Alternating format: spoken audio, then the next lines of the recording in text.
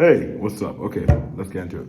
So TikTok just got banned. Why did that happen? Basically, the US came together in quotations and basically told ByteDance, the owner of TikTok, sell you your apps to basically US companies or so on. So it has to be US owned because we don't trust you, security risk and all that. There's obviously also I suspect the interest of companies like Meta who probably didn't want to share the market with anyone. And if you could get rid of the competition, why not get rid of the competition? So Meta is the one who owns Facebook and Instagram. So that's basically the situation over there. Now, what I didn't know was that TikTok was getting banned, yes, but also other apps owned by ByteDance. And the issue is I didn't know the other apps owned by ByteDance included CapCut, and CapCut is what I used to actually edit these videos and make them look good most of the time. Obviously, add like some noise reduction so it doesn't actually just sound like really bad audio. So that sucked. However, after I found that out, I made a video talking about it, obviously, and my thoughts and the irony, because I was looking at the TikTok situation from a very outside the house perspective, but now I'm actually inside the house because I'm inside the house. But it turns out you can still use CapCut if you turn off your Wi-Fi and if you're not connected to Wi-Fi, and you really don't need there's certain features you need Wi-Fi for when it comes to CapCut, but most of them really don't. So I think that's really cool that I can still use CapCut. So now I'm back outside of the house. So I'm going to give a very outside of the house perspective on the situation.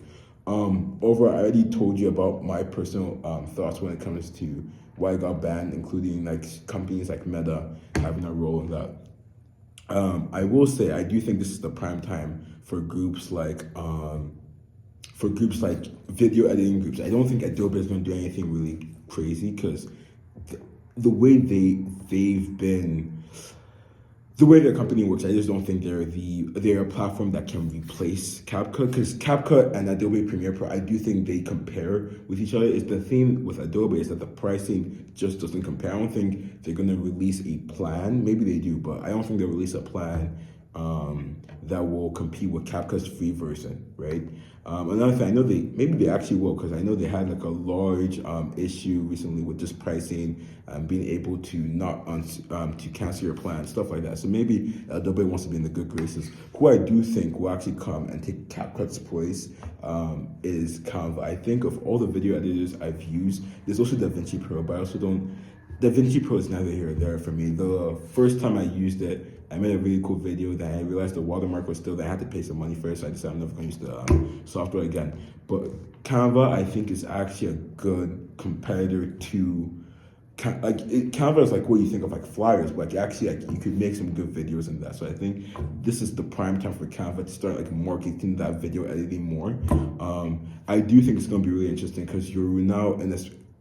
Even though I think I was probably dumb not to know that CapCut wouldn't get banned, I think many people are in that same position. The thing about those many people, those include editors who often make a lot of the edits we see of like our favorite media, be like Batman, Spider-Man, any shows, like all those stuff you see on YouTube Shorts, they're made in CapCut, I believe. Those like Subway Surfer stuff, they're made in CapCut. So it's gonna be really interesting because now you have a displaced customer,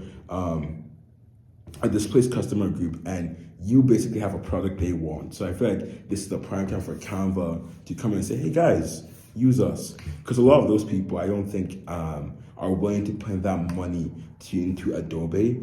Maybe some people might go to DaVinci Pro. I don't know. I don't think it has any good plans like that, but maybe it does. I heard it's a cheaper alternative to Adobe. But I do think Canva probably might be the one to take the biggest bite out of that group of people. So it's going to be really interesting to see. I'm definitely interested to see how the stuff works. I'm just happy now because I know CapCut is still working in a sense.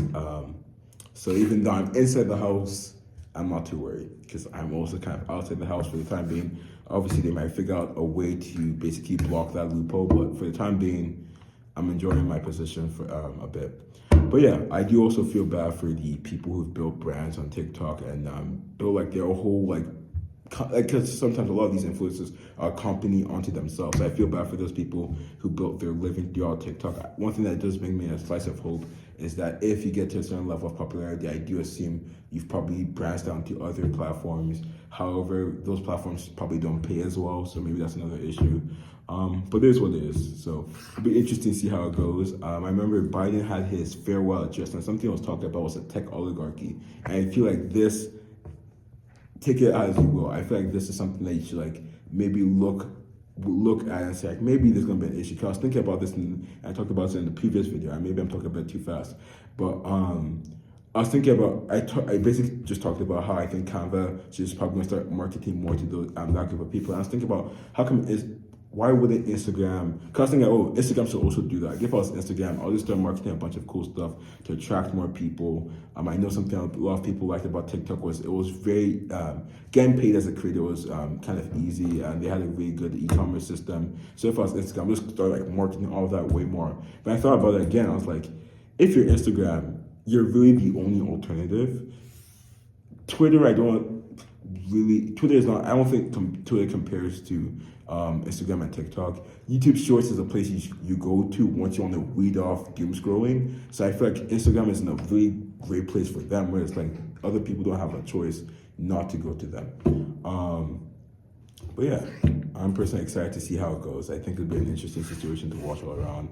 I really actually want to learn more because that CapCut thing took me by surprise. I don't want that to happen again. I feel like CapCut is actually something that was very vital to what I do. So the fact that I didn't know what's going on with it was interesting. Another thing I do think is interesting is how this whole thing has been marketed. Like when you look at the news, it's marketed as kind of a TikTok ban. So you never really think about because it's not really a ByteDance thing. Because if you're writing a headline, it's better to write TikTok ban because more people know TikTok rather than ByteDance. So I never actually got the sense that like CapCut is getting banned, but it's very interesting. But besides that, I have nothing else to say. So have a great day.